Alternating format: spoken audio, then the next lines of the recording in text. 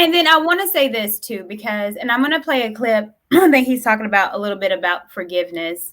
Let me play it first, and then we can discuss it. I'll play it. I mean, you know what the brothers probably do? They probably say, you know what? I'm happy because of that. And in fact, I did a video saying, hey, you got to learn from rejection. But forgiveness don't mean I still got to deal with you, though. Like, somebody could do me wrong. I can forgive them, but that don't mean I'm going to be buddy-buddy with them next time. And I know some sisters say, well, they weren't the one who rejected that particular brother. You know what? It's like when I was in grade school. You get one person who get the whole class in trouble. And that happens. It happens. And it's happened with too many men. And see, that's the thing nobody wants to talk about. That's the thing sisters don't want to talk about, why they rejected a man. Because if you actually ask the women why they rejected those men when they were young, very few going to say they were just immature. Or why they even reject men now. And let's be real. It's mostly, even though many sisters don't want to say it, it's mostly on physical appearance. It's mostly on either lack of physical appearance or swag. It ain't even a money issue as much as some people might want to think it is. So when you rejecting a man who, you know what, instead of 6'2", he like 5'9", or you rejecting a man because, you know what, he ain't swagged out. You know, it might be the best man for you if you just give him a chance. Well, pretty much what he was saying is that, you know, we can forgive you, but it doesn't mean that we have to mess with you. That's true. Forgiveness doesn't mean that I still have to be with you. That's true. That is true. Mm-hmm. Very true. And it's going to be the reality, sadly, you know, and we're trying to combat that, you know, as Black women, we're holding ourselves accountable. But there's going to be, honest, and we being real, it's probably going to be a few brothers who really don't, who do. Like, I love you, I forgive y'all, but I'm stepping over here. Like, it is what it is. I'm at that point because some of them have been pushed to that point. Do I agree with it? No. Do I want that to happen? No. And if you're B1, of course, to an extent, you're going to feel some type of way about that because you always want to prioritize your people. But at the same time, that is, I mean, some of you got to, as if you hold yourself accountable as a Black woman, you will know, at least somewhat see why a brother would say something like that. If you've seen the worst of us, I mean, I could imagine, you know, I know personally some sisters that I can understand that has done some things to some brothers, and I'm like, I can understand why he would go that way or say something of that nature about Black women because of the things he's been through, you know? So, I mean, that's going to be the reality for some of them. But we, like I said, we're trying to hold on to those who are willing to stay and work with us because, yeah, you know, some of them are done. It's just like, fuck it at this point. Mm-hmm. We talked about, you know, the diverse community, and what I've seen is a lot of women that are, you know, saying that they're done with Black men and want to go with white men. Do you see the diverse community also with Black men? Yeah, but I will say it's stronger within Black women, although we don't date out. I don't think we date out as much as that. Is that correct? And I don't want to. Black women don't date out. We are the least dating out people. I thought so. Yeah, I thought so. Okay, I didn't want to what you call it, but yeah, we are. So. And so yeah, like I said, that's what I'm saying. The propaganda is heavier with Black women. It's more of us pushing that lifestyle, even though we're not even living it. We're not. But a lot of us, you get online and you would think it's a whole group of damn Black women with Jacks and Bobbies and you know things of that nature. But yeah. So, but with Black men, I do see that as well. You know, they do have it. You know, they don't call it divest over there, but it is essentially the same thing with men. It's, you know, going their own way is you know. What is it? What's the Black men one? I think it was Black men. Is it Black men go their own way too? I thought it was men going their own way. Well, I know it was MGTOW. MGTOW, right? And it was one for Black men, like Black men separating or Black men, something like that. It was something to that effect, though. But it's understandable. Needless to say, it's definitely understandable because I mean, at a certain point, it's like, what else is there to do? Like, I'm not about to keep yelling at you, keep trying to get you to submit, keep trying to tell you about yourself, keep trying to get you to get on my program when there's other women who's willing and ready to do that. Why am I even putting in that much effort for what? And I'm not even getting what I really want in return.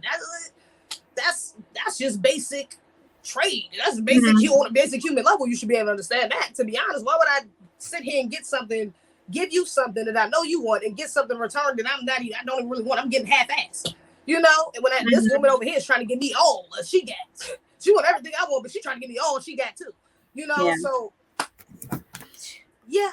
I mean, some of them trying to divest, but you know, for the most part, they're not. But hopefully, I mean, luckily, for right now, I don't think for the most part they're not. Yeah, and I will say this because,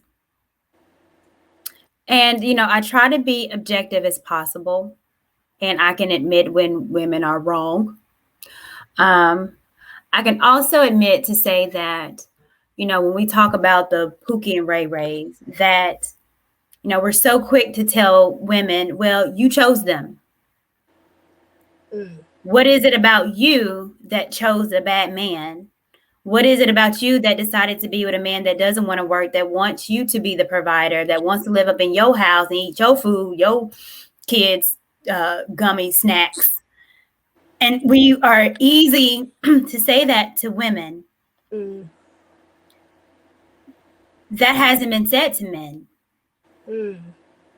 It hasn't been said to me, well, what is it about you that are picking trash women?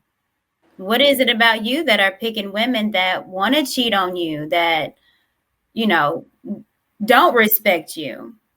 Is that a conversation that we don't want to have? Because if I say that, then I'm a feminist and you are not being accountable, Courtney. And I'm like, well, these are real conversations. And we have to get out of it also where it's, you know, we put blame on everybody else. What is it about you? And for me, I've always taken accountability for myself. And I've said, you know, my mistakes. And I don't have any problems with that because it is what it is. But I've corrected them. And I live in forgiveness. And my family lives in forgiveness. And there's no one here, you know, around me in my support system that are just being mean and doing, no, you know, that's not how I live. But it's because I know that I was attracting trash. So what was it about me that was a trash that is attracting? Why aren't men having this conversation? Why is it that it's just, oh, y'all, I'm not going to forgive none of y'all. And it's like, well, you just keep running into bad women because there's a lot of Black men that are married. I've made a very intentional to, you know, on IG and on Facebook, follow positivity because I'm bombarded with negativity all the time. And so I watch Black love pages and relationships that's been 30 plus years and beautiful Black couples. And I get such a joy, and I post it on my IG and I'm just like, oh, I'm a lover of love. So I see it, but that's not a conversation that I don't think that a lot of men want to have.